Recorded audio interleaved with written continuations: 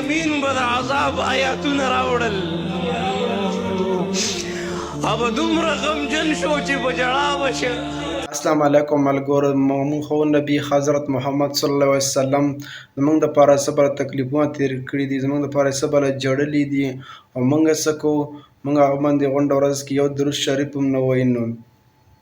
نو تاسو دا واقعه واورئ. مولانا صاحب واقعه ده، ډېره سخته واقعه ده او تاسو موږ خو نبی حضرت محمد صلی الله علیه وسلم څه بله تکلیفونه تېر شوي، زموږ دپاره څه بله قربانیانې ورکړي دي. نو اره تاسو ته به ټول مکمل معلومات وشي. دا ویډیو ګورئ او مخکې ملګرو سره یې لازمي شیر کړئ، نو نور ملګري هم خبر شي د واقعیا له. نو او زموږ خو نبی حضرت محمد صلی الله علیه وسلم باندې هغه باندې څه بله سختې تکلیفونه تېر شوي وو. نو او دا ویډیو مخکې ملګرو سره هم شیر کړئ. نو او مولانا صاحب د کمنټ کې ماشاءالله ولیکئ. نو راځئ د ویډیو فلوزي نو ټول بیا مخکې نه درود شریف ووایئ. جبریل امین به د عذاب آیاتونه راوړل او دومره غمجن شو چې په ژړا وشه. جبل سلعه نه شاته یو غر و، هلته یې منډې کړلې او په سجده باندې پروت دی، ډېر زارو قطار جړاګانې کوي. صحابه ورپسې ګرځېدل، ډېر په تکلیفونو باندې را پیدا کړ. ابوبکر صدیق ورغی، هلته یو شپونکی و، هغه نه یې تپوس کړ، وایي په دې لار باندې خو داسې یو خوبصورته انسان نه دی راغلی.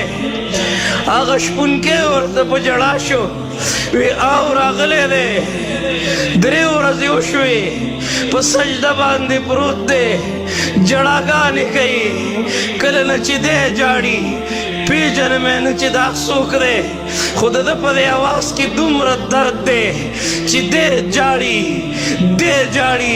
زما دا ګړې وچیلې هم ورسره ژاړي، ګیا نه خوري، اوبه نه څښي او زم ورسره داسې ژاړم. ابوبکر صدیق ورمنډې کړې، راوچتې که ارفع راسک یا رسول الله، سر راوچت که یې د الله حبیبه، ولې دومره غمجن یې؟ ورته په ژړا شوې. ابوبکر صدیق د امت غم مې جړی. راشه د امت د خوشحالۍ معیار وګوره.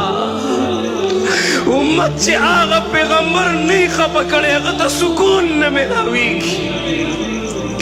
نور به څومره خپل الله خفه کوئ.